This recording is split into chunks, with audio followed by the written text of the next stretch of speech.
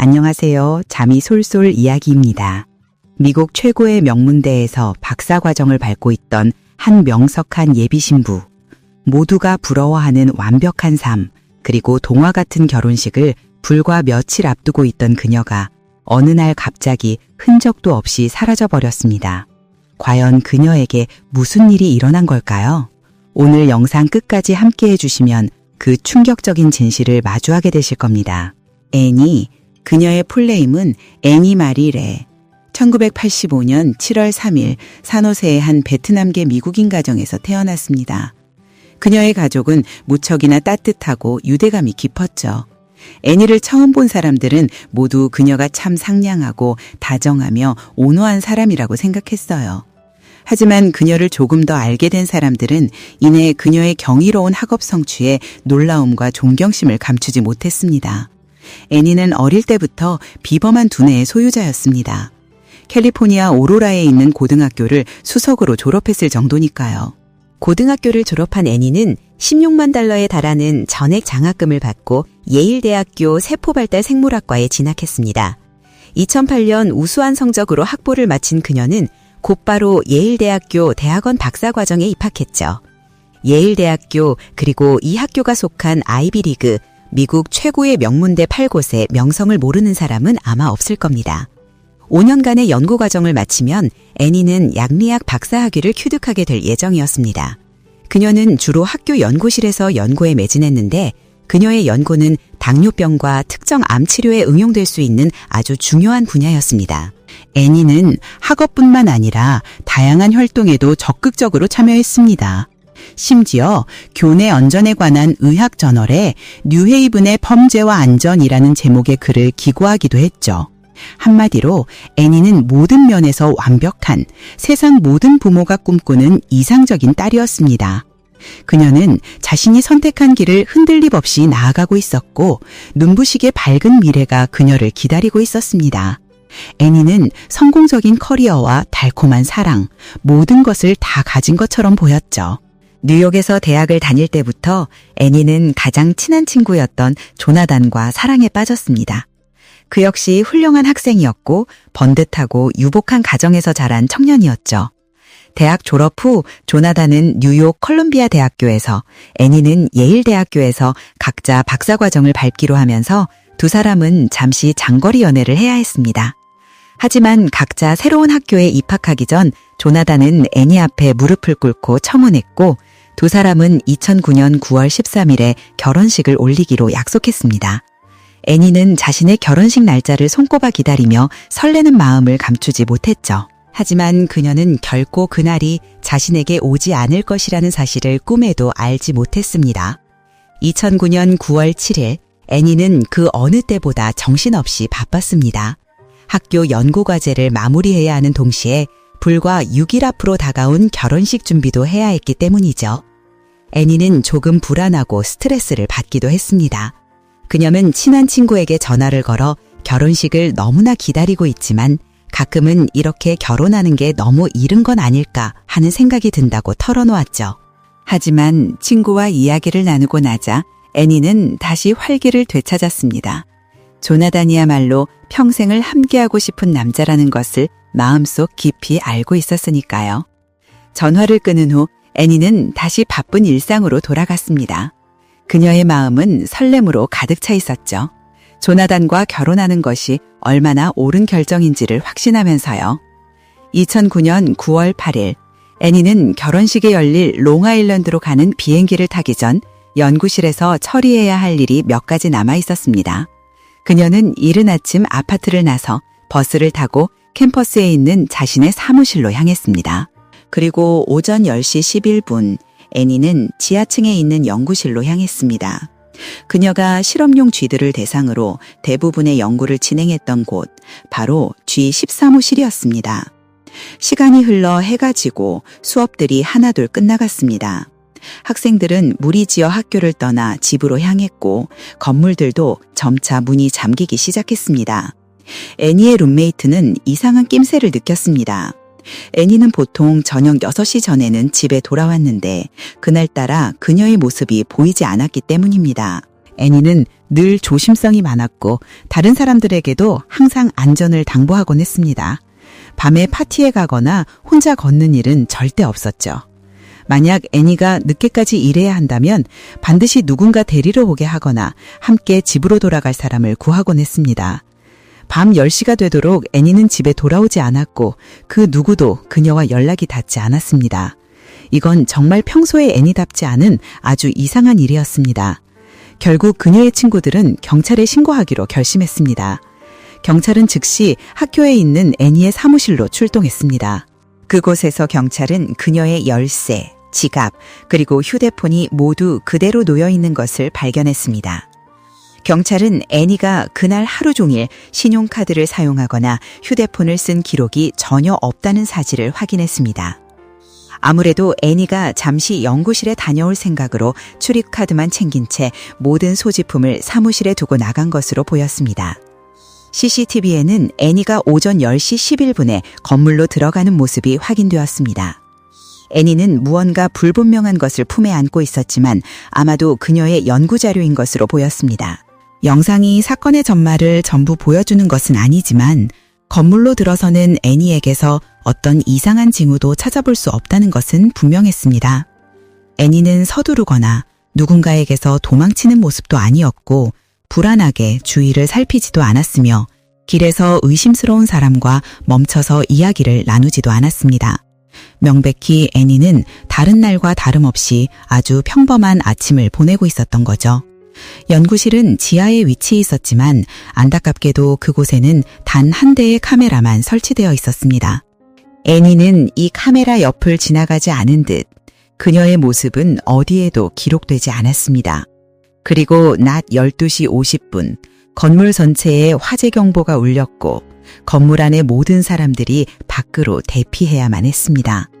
2009년 9월 9일 경찰은 사건 전날 건물에서 근무했던 직원들과 연구원들을 대상으로 조사를 시작했습니다. 신문을 받은 사람 중에는 연구실 기술자인 레이도 포함되어 있었습니다. 그는 예일대 학생은 아니었지만 그곳에서 꽤 오랫동안 일해온 직원이었습니다. 레이는 경찰에게 자신이 오전 7시에 연구실에 들어왔고 G13호실에서 애니를 봤다고 진술했습니다. 또한 화재 경보가 울리기 전에 애니가 연구실을 떠나는 것을 봤다고 덧붙였죠. 경찰은 단서를 찾기 위해 학교의 모든 CCTV 영상을 사차시 뒤졌습니다. 복도, 강의실, 사물함은 물론 쓰레기통까지 뒤지는 등 대대적인 수색을 펼쳤습니다. 하지만 모든 노력은 허사로 돌아갔습니다. 어떤 단서도 찾을 수 없었죠. 하루가 거의 다 지나도록 아무런 흔적도 발견하지 못했습니다. 건물 내 70대의 보안 카메라 영상을 꼼꼼히 검토했지만 경찰은 애니의 다른 모습을 끝내 찾아내지 못했습니다. 결국 학교 측은 애니에 대한 정보를 제공하는 사람에게 1만 달러의 현상금을 내걸었습니다. 애니의 약혼자는 곧바로 뉴욕에서 날아왔고 캘리포니아에 있던 그녀의 가족들도 수색을 돕기 위해 뉴헤이븐으로 달려왔습니다. 예일대는 뉴헤이븐시에서 가장 오래되고 명망 높은 대학 중 하나로 2만 명이 넘는 학생과 교직원이 있는 거대한 곳이었습니다. 박사과정 연구원이었던 애니의 미스터리한 실종은 학교 전체를 순식간에 혼란과 공포의 분위기로 뒤덮었습니다. 그녀의 실종 사건은 대중의 뜨거운 관심을 받기 시작했고 캠퍼스 곳곳에는 기자들이 진을 쳤습니다. 예일대는 학생들에게 이메일을 보내 기자들과의 대화가 무분별한 헛소문을 퍼뜨려 사람들의 심리와 학교의 이미지에 악영향을 줄 수 있으니 대화를 자제해달라고 당부했습니다. 일각에서는 애니가 결혼을 앞두고 두려움을 느껴 마음을 바꾸고 도망친 것이 아니냐는 의혹을 제기하기도 했습니다. 하지만 애니를 아는 사람들은 이 가설이 얼마나 터무니없는 것인지 잘 알고 있었죠. 애니와 그녀의 가족은 1년 넘게 결혼식을 계획해왔으며 그녀는 다른 사람의 감정을 무시한 채 충동적이거나 비상식적인 행동을 할 만한 사람이 결코 아니었습니다. 9월 12일 경찰은 법의학 전문가팀을 투입해 건물을 다시 한번 정밀 수색했습니다. 이번에는 애니의 연구실이었던 G13호실을 더욱 집중적으로 조사했습니다. 조사관들은 G13호실 격에서 희미한 핏자국을 발견했고 다른 팀은 G22호실 창고 구역에서 떨어진 목걸이 구슬 몇 결을 찾아냈습니다.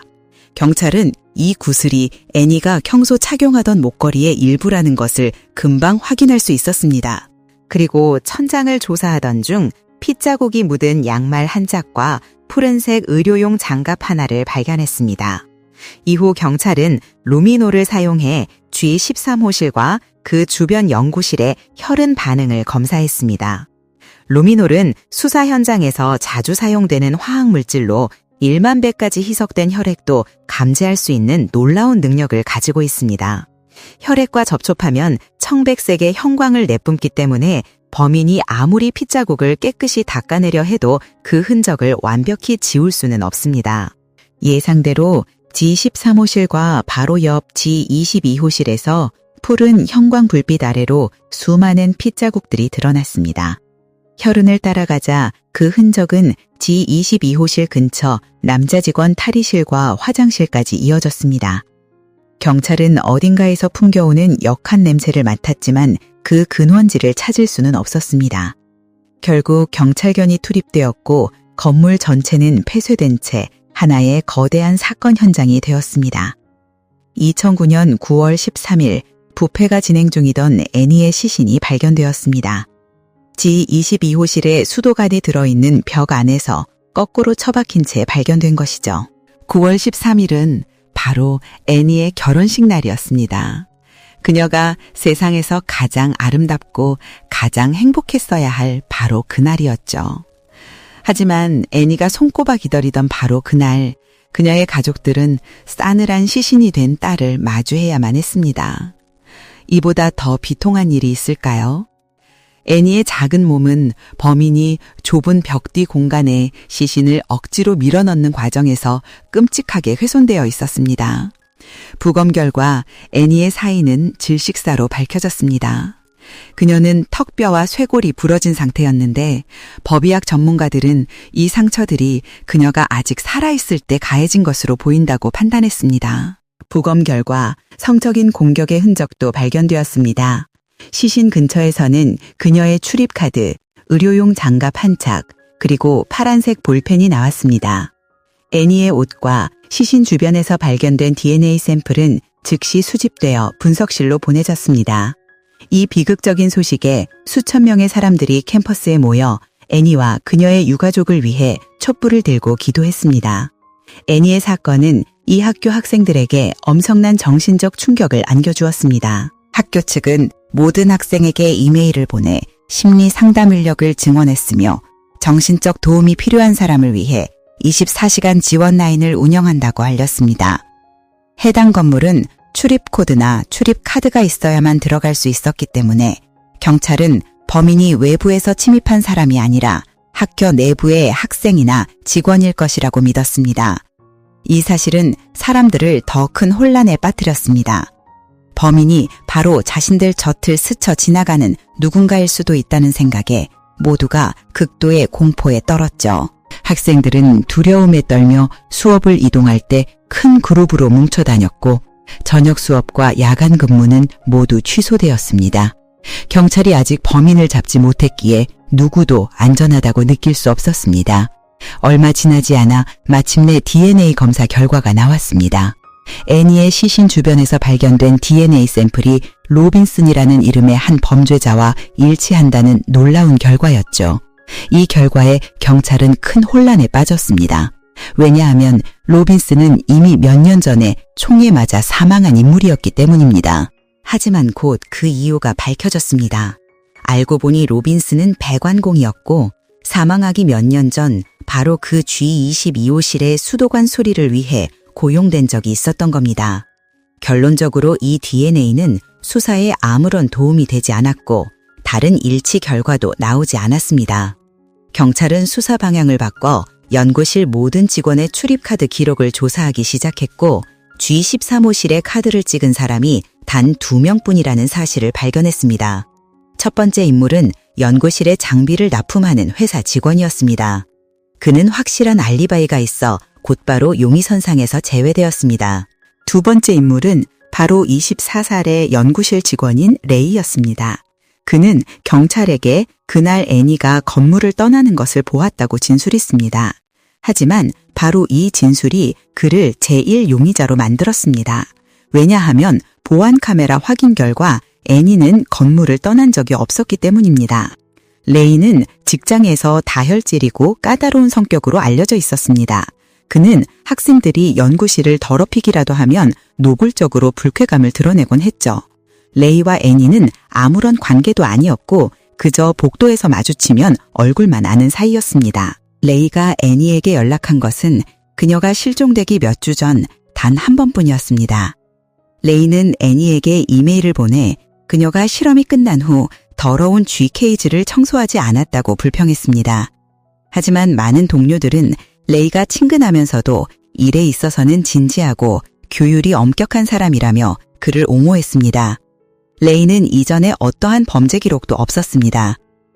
2009년 9월 8일 오전 10시 40분부터 오후 3시 45분까지 레이는 G13호실과 G22호실을 무려 55번이나 드나들었습니다.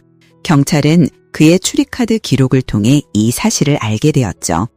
보안 카메라에는 레이가 화재 경보가 울렸을 때 다른 사람들과 함께 건물을 나갔다가 오후 1시 10분에 다시 돌아오는 모습이 찍혔습니다. 그는 지하실 주변을 서성였고 그날 중 언젠가 작업복을 갈아입은 것으로 보였습니다. 심지어 건물 밖 계단에 앉아 머리를 감싸주고 있는 모습이 포착되기도 했습니다. 경찰이 그를 두 번째로 신문했을 때 그의 얼굴과 팔에서 긁힌 자국과 함께 몇 개의 새로운 멍자국을 발견했습니다. 레이는 고양이가 핥힌 것이라고 둘러댔습니다. 경찰은 레이에게 거짓말 탐지기 검사를 요구했고 그는 처참한 수준으로 검사에 통과하지 못했습니다. 경찰은 범인을 잡았다고 거의 확신했지만 거짓말 탐지기 결과는 법적 증거 효력이 없어 참고 자료로만 사용될 뿐이었습니다. 따라서 그것만으로는 레이에 대한 체포영장을 발부받을 수 없었죠. 경찰은 그의 DNA 샘플을 채취한 뒤 검사 결과를 기다리는 동안 그를 풀어줄 수밖에 없었습니다. 2009년 9월 17일 이른 아침 8반 모텔 주변은 수십 대의 경찰차로 둘러싸여 소란스러워졌습니다. 경찰은 레이에 대한 체포영장을 발부받은 상태였죠. 그들은 즉시 바리케이드를 치고 FBI 요원 한 팀이 곧장 214호실로 달려갔습니다. 그곳에서 그들은 레이와 그의 아버지가 아침 식사를 하고 있는 모습을 발견했습니다. 경찰은 망연자실한 아버지 앞에서 레이에게 수갑을 채워 연행했습니다. DNA 검사 결과 레이가 바로 애니를 해친 범인으로 밝혀졌습니다. 경찰은 레이의 집과 사무실에 대한 수색영장도 확보했습니다. 그곳에서 그가 애니를 살해할 당시 입었던 유니폼과 신발을 발견했는데 거기에는 여전히 애니의 핏자국이 남아 있었습니다. 또한 경찰은 애니의 시신 옆에서 발견된 것과 동일한 종류의 파란색 볼펜들도 찾아냈습니다. 이 모든 것들은 그의 출입카드 기록과 함께 레이의 죄를 입증하는 빼도 박도 못할 증거가 되었습니다. 경찰은 애니가 화재 경보가 울리기 직전에 살해당했다고 믿었습니다. 몸싸움을 벌이던 중 레이가 실수로 화재 경보기를 작동시킨 것이었죠. 그는 애니를 실험실에 남겨두고 다른 사람들과 함께 밖으로 나갔습니다. 그리고 다시 돌아온 후 그는 서둘러 애니의 시신을 G22호실로 옮겨 벽 뒤에 숨겼습니다. 수사관들은 레이의 유죄를 입증할 증거가 너무나도 많아서 굳이 범행 동기를 밝혀낼 필요조차 없었다고 말했습니다. 체포되었음에도 불구하고 레이는 자신이 왜 애니를 살해했는지에 대해 결코 설명하지 않았습니다. 레이의 범행 동기에 대해서는 여러 가지 추측이 난무했습니다. 일부는 레이가 오랫동안 애니를 짝사랑했지만 거절당했다고 주장했습니다.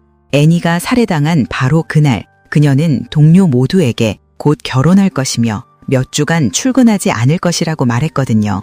이 사실이 레이를 자극해 질투심에 불타 애니를 해치려 했던 것이 아니냐는 추측이었습니다.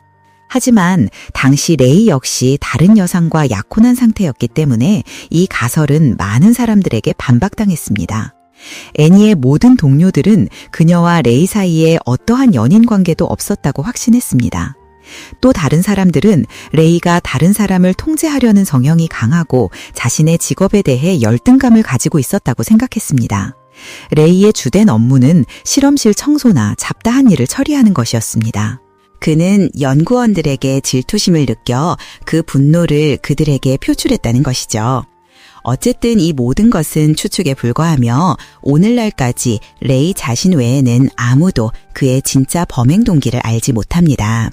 2011년 3월 여러 차례 연기된 재판 끝에 레이는 법정에 섰고 살인 혐의를 인정하여 44년형을 선고받았습니다. 레이는 깊은 후회를 표했지만 자신의 범행에 대해서는 어떠한 설명도 내놓지 않았습니다. 그는 68세가 되는 2053년에 석방될 예정입니다. 애니의 삶은 이토록 잔인하고 부당하게 막을 내렸지만 그녀의 가족과 친구들은 애니가 자신들의 인생에서 알게 된 가장 멋진 소녀로서 마음속에 영원히 살아있을 것이라고 말합니다. 오늘 자미솔 이야기에서 준비한 이야기는 여기까지입니다. 오늘 이야기가 유익하고 흥미로우셨다면 좋아요와 구독을 눌러주시고 주변 분들께도 이 영상을 공유해 주시면 정말 큰 힘이 됩니다. 이 사건에 대해 여러분은 어떻게 생각하시나요? 댓글을 통해 여러분의 생각을 자유롭게 남겨주세요. 그럼 다음 시간에 더욱 흥미로운 이야기로 다시 찾아뵙겠습니다. 감사합니다.